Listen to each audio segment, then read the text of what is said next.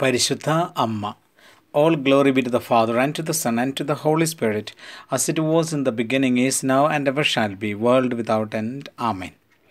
സ്നേഹമുള്ള സഹോദരി സഹോദരന്മാരെ, പരിശുദ്ധ കന്യകാമറിയത്തിൻ്റെ പ്രാധാന്യത്തെക്കുറിച്ച് വിശുദ്ധ ലൂയിസ് ദി മോൺഫോർട്ട് യഥാർത്ഥ മരിയഭക്തി എന്ന പുസ്തകത്തിൽ വിവരിച്ചിരിക്കുന്നതിൻ്റെ വളരെ പ്രധാനപ്പെട്ട ഒരു ഭാഗം ഇന്ന് നിങ്ങളുമായി പങ്കുവയ്ക്കാൻ ആഗ്രഹിക്കുകയാണ്.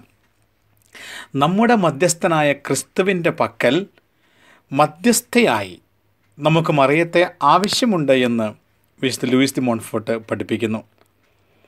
മധ്യസ്ഥൻ വഴി നാം ദൈവത്തെ സമീപിക്കുന്നത് കൂടുതൽ ശ്രേഷ്ഠമാണ് എന്ന് വിശുദ്ധൻ പറയുന്നു. അതിൻ്റെ കാരണം വിശുദ്ധൻ പറയുന്നത് ഇപ്രകാരമാണ്: മധ്യസ്ഥൻ വഴി നാം ദൈവത്തെ സമീപിക്കുമ്പോൾ അത് കൂടുതൽ വിനയപൂർവമാണ് എന്ന്. മനുഷ്യപ്രകൃതി പാപമംഗലമാകിയാൽ ദൈവത്തെ സമീപിക്കുന്നതിനും പ്രീതിപ്പെടുത്തുന്നതിനും നാം നമ്മുടെ പ്രവൃത്തികളെയും പ്രയത്നങ്ങളെയും ഒരുക്കങ്ങളെയും മാത്രം ആശ്രയിച്ചാൽ തീർച്ചയായും ദൈവതിരുമുമ്പിൽ നമ്മുടെ സൽപ്രവൃത്തികൾ ദുഷിച്ചതും വിലയില്ലാത്തതുമായിരിക്കുവാൻ സാധ്യതയുണ്ട്. തന്നിമിത്തം നമ്മെ ശ്രവിക്കുന്നതിനും നമ്മോട് ഐക്യപ്പെടുന്നതിനും ദൈവത്തെ പ്രേരിപ്പിക്കുവാൻ അവയ്ക്ക് കഴിയുകയില്ല. മഹത്വപൂർണനായ ദൈവം നമുക്ക് മധ്യസ്ഥരെ തന്നിരിക്കുന്നത് വെറുതെയല്ല. നമ്മുടെ അയോഗ്യതകളും അശക്തിയും കാണുന്ന ദൈവം നമ്മോട് കരുണ കാണിക്കുന്നു. തൻ്റെ കാരുണ്യത്തിലേക്ക് നമ്മെ എത്തിക്കുവാൻ തൻ്റെ മഹത്വത്തിൻ്റെ മുൻപിൽ ശക്തിയേറിയ മധ്യസ്ഥന്മാരെ അവിടുന്ന് നമുക്ക് നൽകി. ആകയാൽ അത്യുന്നതനും പരിശുദ്ധനുമായ ദൈവത്തെ യാതൊരു ശുപാർശകരെയും കൂടാതെ നേരിട്ട് നാം സമീപിക്കുന്നുവെങ്കിൽ അത് ദൈവസന്നിധിയിൽ നമുക്ക് ആദരവും എളിമയുമില്ല എന്ന് തെളിയിക്കുകയാണ് ചെയ്യുന്നതെന്ന് വിശുദ്ധൻ ഓർമ്മിപ്പിക്കുകയാണ്. ഒരു രാജാവിനെയോ ചക്രവർത്തിയെയോ സന്ദർശിക്കുന്നതിന് മുൻപ് നമുക്ക് വേണ്ടി മാധ്യസ്ഥം പറയുവാൻ ആരെയെങ്കിലും നാം അന്വേഷിക്കുന്നു എങ്കിൽ രാജാതിരാജനായ ദൈവത്തെ നേരിട്ട് സമീപിക്കുവാൻ തുനിയുന്നത് അവിടുത്തോട് നമുക്ക് വളരെ കുറച്ച് ബഹുമാനം മാത്രമേ ഉള്ളൂവെന്ന് തെളിയിക്കുകയല്ലേ ചെയ്യുന്നത് എന്ന് വിശുദ്ധൻ നമ്മോട് ചോദിക്കുകയാണ്. ക്രിസ്തുനാഥനാണ് പരിത്രാണ കർമ്മത്തിൽ പിതാവായ ദൈവത്തിൻ്റെ പക്കൽ നമുക്ക് അഭിഭാഷകനും മധ്യസ്ഥനും. സമരസഭയോടും വിജയസഭയോടും ക്രിസ്തു വഴിയാണ് നാം പ്രാർത്ഥിക്കേണ്ടതും ദൈവസിംഹാസനത്തെ സമീപിക്കേണ്ടതും. ഇസഹാക്കിൻ്റെ പക്കൽ ആശിഷ് സ്വീകരിക്കുവാൻ കുഞ്ഞാടിൻ്റെ തോൾ ധരിച്ച് യാക്കോബ് ചെന്നതുപോലെ ദൈവപിതാവിൻ്റെ പക്കൽ അവിടുത്തെ പുത്രൻ്റെ യോഗ്യതകൾ ധരിച്ചും അവയുടെ സഹായത്തിൽ ആശ്രയിച്ചും വേണം നാം ചെല്ലുവാൻ. എന്നാൽ ഈ മധ്യസ്ഥനായ യേശുക്രിസ്തുവിൻ്റെ പക്കൽ മറ്റൊരു മധ്യസ്ഥനെ അല്ലെങ്കിൽ മധ്യസ്ഥയെ നമുക്ക് ആവശ്യമില്ലേ എന്ന് വിശുദ്ധൻ ചോദിക്കുന്നു. അവിടുത്തോട് നേരിട്ട് ഐക്യപ്പെടുവാൻ മാത്രം നിർമ്മലരാണോ നമ്മൾ? അത്രമാത്രം വിശുദ്ധി നമുക്കുണ്ടോ? അവിടുന്നും പിതാവിനും സമനായ ദൈവമല്ലേ? പിതാവിനെപ്പോലെ ബഹുമാനാർഹനല്ലേ? ദൈവകോപം ശമിപ്പിക്കുവാനും നമ്മുടെ കടം വീട്ടുവാനും വേണ്ടി നമ്മുടെ മധ്യസ്ഥനും ജാമ്യക്കാരനും ആകുന്നതിന് തൻ്റെ അനന്ത സ്നേഹം അവിടുത്തെ പ്രചോദിപ്പിച്ചു.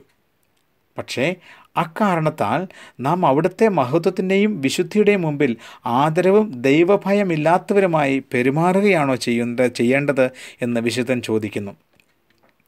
ആകയാൽ നമുക്കും വിശുദ്ധ ബെർണാഡിനോട് കൂടി പറയാം, നമ്മുടെ മധ്യസ്ഥൻ്റെ പക്കൽ നമുക്ക് വേറൊരു മധ്യസ്ഥൻ അല്ലെങ്കിൽ മധ്യസ്ഥ ആവശ്യമാണെന്ന്. ഈ ദൗത്യത്തിന് അർഹയായി മറിയം മാത്രമേ ഉള്ളൂ. അവൾ വഴിയാണ് ക്രിസ്തു നമ്മുടെ പക്കൽ വന്നത്. അവൾ വഴി തന്നെ വേണം നാം അവിടുത്തെ സമീപിക്കുവാനും. ദൈവമായ ക്രിസ്തുവിനെ നേരിട്ട് സമീപിക്കുവാൻ നാം ഭയപ്പെടുന്നെങ്കിൽ അവിടുത്തെ അനന്ത മഹത്വമോ നമ്മുടെ ഹീനാവസ്ഥയോ പാപമോ എന്തുമായിക്കൊള്ളട്ടെ നമ്മെ തടസ്സപ്പെടുന്നത് നമ്മുടെ മാതാവായ മറിയത്തെ സമീപിച്ച് അവളുടെ മാധ്യസ്ഥവും സഹായവും നമുക്ക് അപേക്ഷിക്കാം. അവൾ നല്ലവളാണ്, കരുണാർദ്രയാണ്. കാർക്കശ്യമോ വിലക്കോ അനന്തമായ ഔന്നത്യമോ പ്രതാപമോ അവളിലില്ല. നമ്മുടേതുപോലുള്ള മനുഷ്യ പ്രകൃതിയാണ് അവളിലും നാം കാണുന്നത്. നമുക്ക് സർവ്വസ്വാതന്ത്ര്യത്തോടെ അവളുടെ പക്കൽ അണയാം.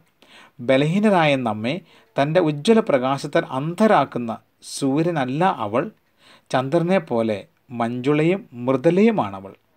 മധ്യാഹ്ന സൂര്യൻ്റെ ഉഗ്രപ്രകാശത്തെ സ്വീകരിച്ച് അതിനെ നമ്മുടെ പരിമിതമായ ശക്തിക്കനുരൂപമാക്കി നൽകുക, അതാണ് മറിയം ചെയ്യുന്നത്. തന്നിൽ ആശ്രയിക്കുന്ന ആരെയും അവർ മഹാപാപികൾ തന്നെ ആയിരുന്നാലും സ്നേഹനിർഭരയായ മാതാവ് തിരസ്കരിക്കില്ല.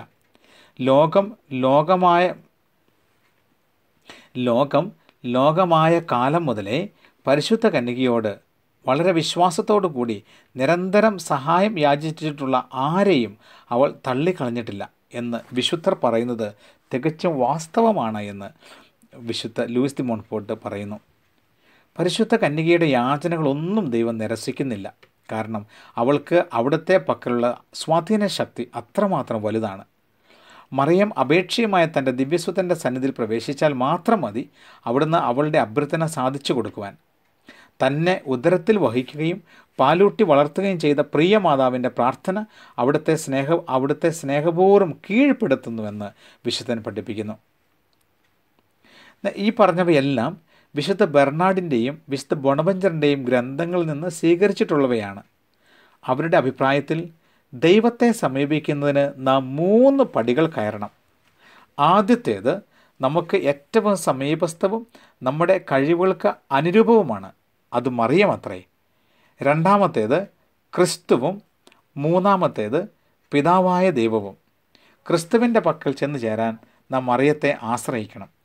അവളാണ് നമ്മുടെ പ്രാർത്ഥനകളുമായി ക്രിസ്തു സമക്ഷം മാധ്യസ്ഥം വഹിക്കുന്നത്. പിതാവിലെത്തുവാൻ നാം ക്രിസ്തുവിനെ സമീപിക്കണം. അവിടുന്നാണ് നമ്മുടെ പരിത്രാണത്തിൻ്റെ മധ്യവർത്തി. ഈ ക്രമമാണ് പരിശുദ്ധ കന്യകയിലൂടെ യേശുക്രിസ്തുവിലെത്താനും നാം ഉപയോഗിക്കേണ്ടത് എന്ന് വിശുദ്ധൻ പഠിപ്പിക്കുന്നു. സ്നേഹമുള്ള സഹോദരങ്ങളെ, യേശുക്രിസ്തുവിൻ്റെ മുൻപിൽ ഇത്രമാത്രം ശക്തിയുള്ള തൻ്റെ അമ്മയായ പരിശുദ്ധ കന്യകാമറിയത്തെ നമുക്കും അമ്മയായി സ്വീകരിച്ച് യേശുക്രിസ്തുവിലെത്തുവാൻ നമുക്കും അമ്മയുടെ യാചനകളും പ്രാർത്ഥനകളും യാചിക്കുകയും അപേക്ഷിക്കുകയും ചെയ്യാം. സർവശക്തനായ ദൈവം നിങ്ങളെ സമൃദ്ധമായി അനുഗ്രഹിക്കട്ടെ.